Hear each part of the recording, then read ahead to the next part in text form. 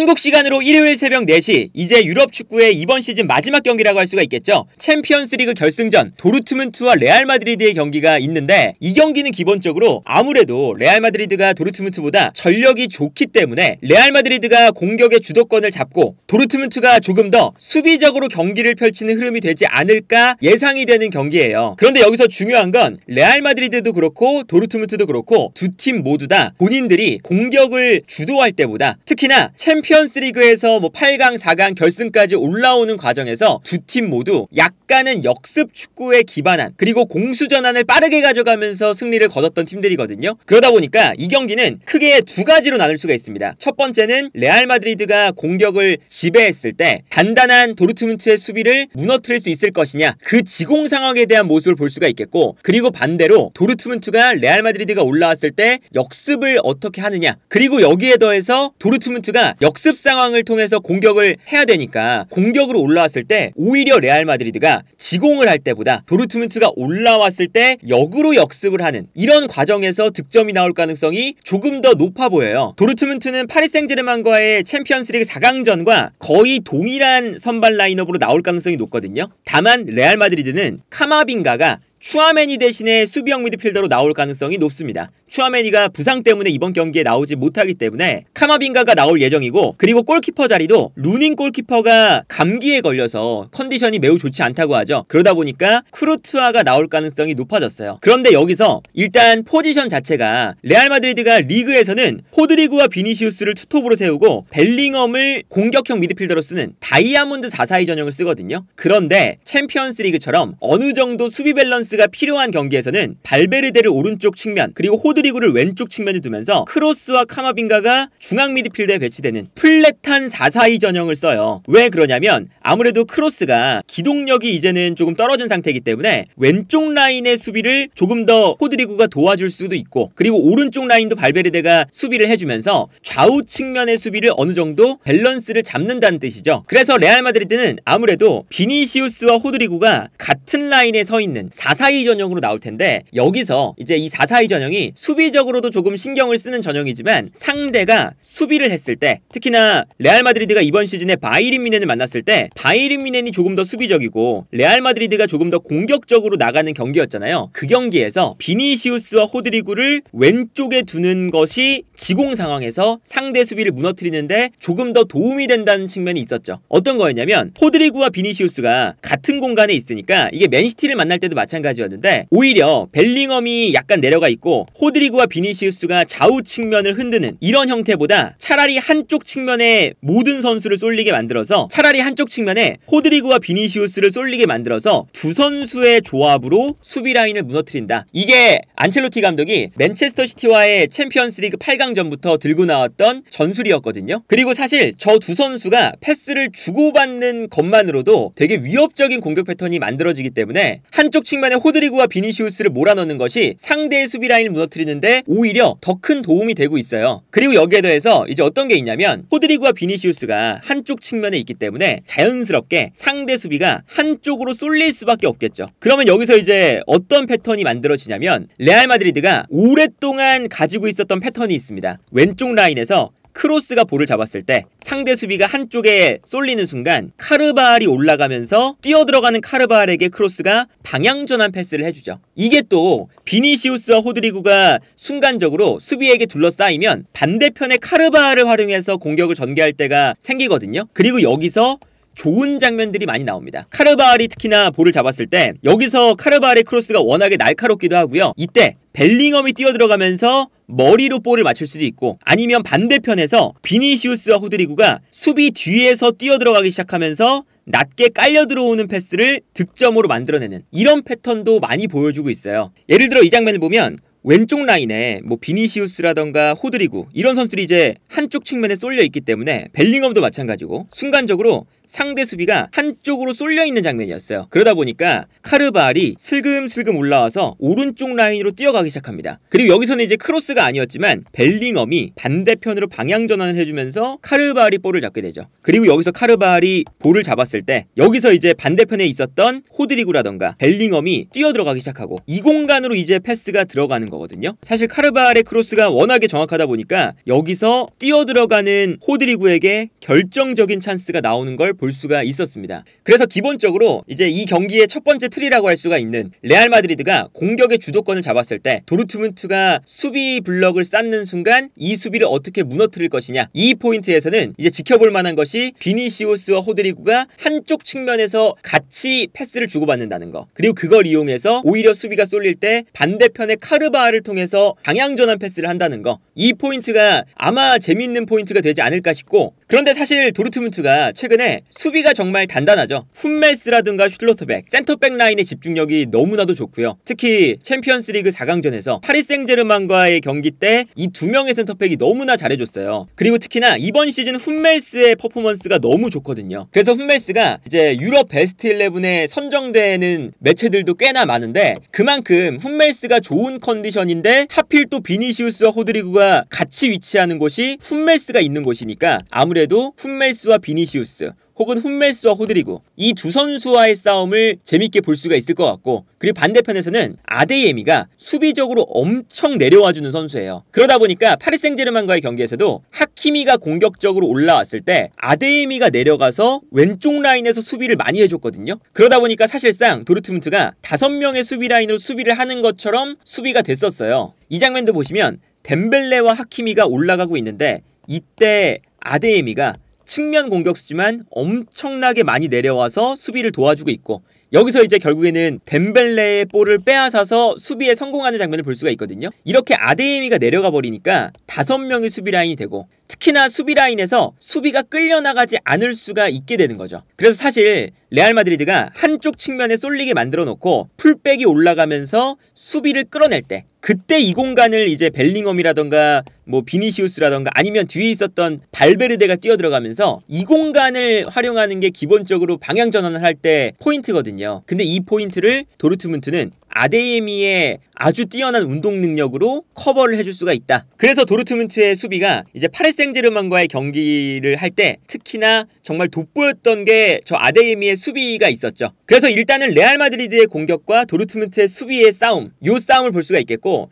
두 번째는 기본적으로 이 도르트문트의 역습으로 나가는 패턴 자체가 매우 좋아요. 그러니까 파리 생제르맹도 공격을 열심히 하다가 도르트문트의 역습 한두 방에 무너지면서 결국 도르트문트가 이겼잖아요. 이제 어떤 거냐면, 특히나 이 필크루크를 먼저 이용을 많이 합니다. 필크루크가 이제 분데스리가를 김민재 선수 때문에 많이 보시는 분들이 늘어났는데, 김민재 선수도 필크루크의 피지컬에 힘들어했었죠. 뭐 독일 국가대표팀인 만큼 피지컬 하나는 정말 아주 뛰어난 선수거든요. 그래서 일단 도르트문트는 볼을 빼앗았을 때 전방으로 패스를 넘겨줍니다. 그리고 여기서 슐로터백이나 훈멜스, 2명의 센터백이 킥력이 좋고 빌드업이 좋은 선수들이기 때문에 필크루크에 가는 한 번의 이 롱패스가 굉장히 정확해요. 그리고 필크루크가 여기서 버텨주겠죠. 그러다 보니까 이제 이번 경기도 리디거와 필크루크, 이제 맨체스터 시티랑 할 때는 리디거와 홀란드의 피지컬 대결이 재밌었잖아요. 이번 경기는 필크루크와 리디거의 피지컬 싸움이 아마 매우 재밌을 겁니다. 근데 여기서 도르트문트가 이제 어떤 모습을 보여주냐면, 필크루크가 버텨주는 순간 아데예미, 그리고 당연히 공격형 미드필더인 브란트, 그리고 오른쪽에 있는 산초, 여기에 더해서 이제 포인트가 되는 선수가 자비처예요. 자비처가 수비라인 앞에 있지만 필크루크가 볼을 잡는 순간, 도르트문트가 공격으로 전환되는 순간 빠르게 공간으로 올라가면서 공격 숫자를 한 명 늘려줍니다. 그래서 브란트가 약간 왼쪽으로 움직이고 자비처가 오른쪽으로 움직이면서 공격을 도와주거든요. 근데 이 자비처의 움직임이 수비에 있다가 공격으로 올라오니까 상대 팀들이 순간적으로 놓치는 경우가 생겨요. 그래서 필크루크가 볼을 받아서 뭐 떨어뜨려주면 이때 자비처에게 패스가 들어간다거나 이런 장면들이 많이 발생을 하거든요. 이제 이 장면을 보시면 후방에서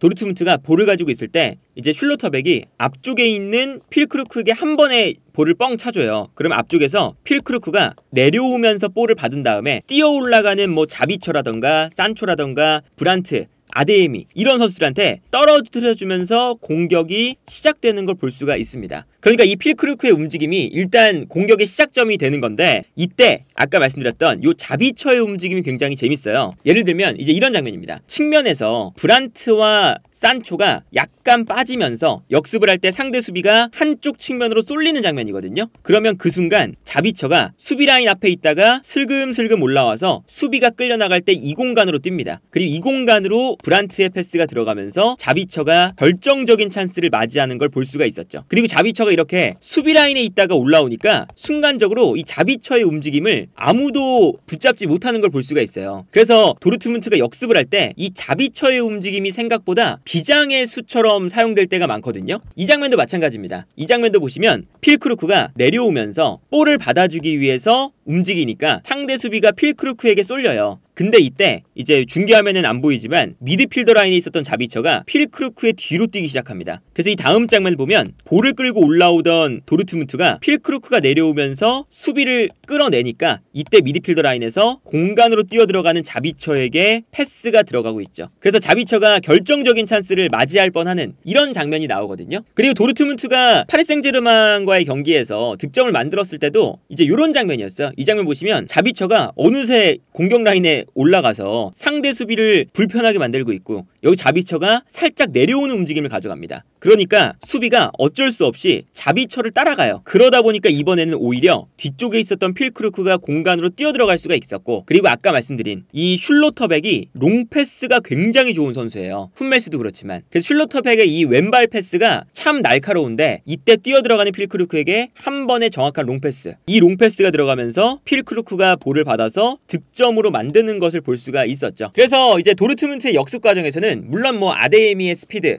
뭐 브란트의 창의성, 뭐 산초의 드리블 이런 것들도 이제 지켜봐야 되지만 기본적으로는 필크루크가 볼을 받아주면서 상대 수비수와 몸싸움을 해주고 그 다음에 떨어뜨려주면서 아데예미, 브란트, 산초에게 볼이 공급이 된다. 이거를 먼저 봐야 되고 그 다음에는 아무래도 아데예미, 브란트, 산초는 상대 수비수들도 집중을 하고 있다 보니까 자비처가 미드필더 라인에 있다가 순간적으로 올라와서 침투에 들어가는 이 움직임이 아마 도르트문트의 하나의 포인트가 될 거다. 그리고 여기에 더해서 때마침 자비처가 뛰어들어갈 때 크로스와 부딪힐 때가 많을 거예요. 근데 아무래도 이 크로스 쪽이 카마빈가와 발베르데가 있는 쪽보다는 당연히 호드리구가 조금 더 발베르데보다는 공격수에 가까운 선수니까 공격으로 올라가기 때문에 수비적인 가담이 조금 적을 수밖에 없고 그리고 크로스도 카마빈가보다 이제 나이가 좀 있다 보니까 기동력이 떨어진 상태라서 약간 오른쪽보다 왼쪽이 수비적으로 분명히 부족하거든요. 물론 이제 맨디가 수비를 잘해주긴 하지만 그렇기 때문에 도르트문트 입장에서는 맨디만 산초가 어떻게 잘 끌어내면 이때 자비처가 뛰어들어갈 때 크로스가 자비처의 움직임을 따라갈 수 있을 것이냐 호드리구가 자비처의 움직임을 따라갈 수 있을 것이냐 이게 문제가 될 수도 있기 때문에 도르트문트 입장에서는 자비처의 움직임을 잘 활용을 해야 된다. 근데 반대로 이제 아까 말씀드렸던 것처럼 오히려 도르트문트가 이렇게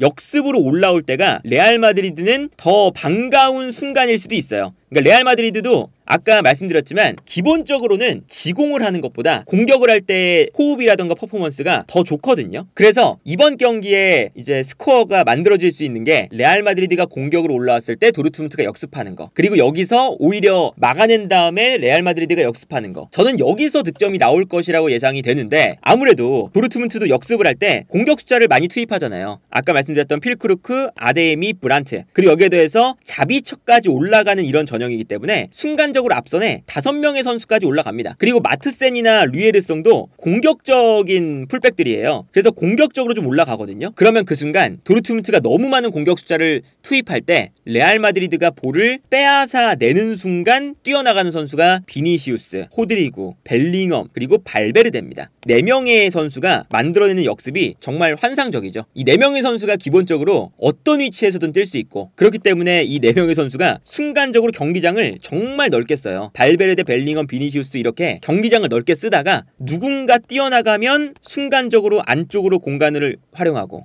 그리고 누군가 공간을 활용하기 시작하면 또다시 스위칭이 만들어지면서 공간을 만들고 이렇게 계속 스위칭이 이루어지면서 공간이 만들어지거든요. 그리고 결정적으로 아까 말씀드렸던 호드리구와 비니시우스가 동일한 위치 왼쪽 측면에 있잖아요. 근데 이 레알 마드리드가 맨체스터 시티와의 8강 1차전 그 경기는 조금 더 이제 조심스럽게 나왔기 때문에 반대편에 있는 벨링엄이나 발베르데는 거의 활용하지 않고 비니시우스와 호드리구 2명의 움직임만으로도 역습이 됐거든요. 이제 이 장면을 보시면 호드리구가 수비 라인에서 아까 말씀드린 것처럼 수비에 조금 더 많이 가담해야 되는 역할이기 때문에 왼쪽 라인으로 나오면 수비에 가담했다가 볼을 뺏었습니다. 그 다음에 앞쪽에 있는 비니시우스에게 패스를 보내줘요. 그 다음에 본인은 비니시우스가 안쪽으로 들어오면서 수비를 끌어당기니까 반대편으로 뛰어 올라가기 시작합니다. 그리고 여기서 비니시우스가 수비를 끌어당긴 다음에 순간적으로 측면으로 돌아뛰는 호드리구에게 패스를 보내주죠. 그리고 호드리구가 이 비니시우스의 패스를 받아서 볼을 끌고 올라가는데 이번에는 수비가 당연히 호드리구를 또 따라가게 되니까 따라가는 순간 비니시우스가 이번에는 중앙에 있다가 넓게 돌아뛰면서 앞쪽으로 뛰어요. 그러면 여기서 호드리구가 볼을 끌고 올라가다가 순간적으로 수비가 본인에게 쏠리는 것 같으면 뛰어 올라가는 비니시우스에게 그냥 단순하게 패스를 넣어주는 거거든요. 근데 이 패스 한 방에 워낙에 이제 호드리구나 비니시우스가 스피드가 빠르니까 수비가 계속 흔들립니다. 그리고 여기서 이번에는 비니시우스가 볼을 끌고 뛰니까 상대 수비들이 비니시우스를 향해 또 쏠리죠. 그러면 비니시우스가 어느 정도 볼을 끌고 올라가다가 수비가 본인에게 모두 쏠리는 순간 자연스럽게 뛰어 올라오는 호드리구에게 패스, 결정적인 슈팅을 기록하는 호드리구. 정말 이 두 명의 선수만으로도 역습이 돼요. 그래서 득점이 나올 때도 이런 장면이었습니다. 역습할 때 앞쪽에 비니시우스와 호드리구 단 두 명이거든요. 근데 여기서 비니시우스가 내려오면서 수비 한 명을 끌어당깁니다. 그리고 이때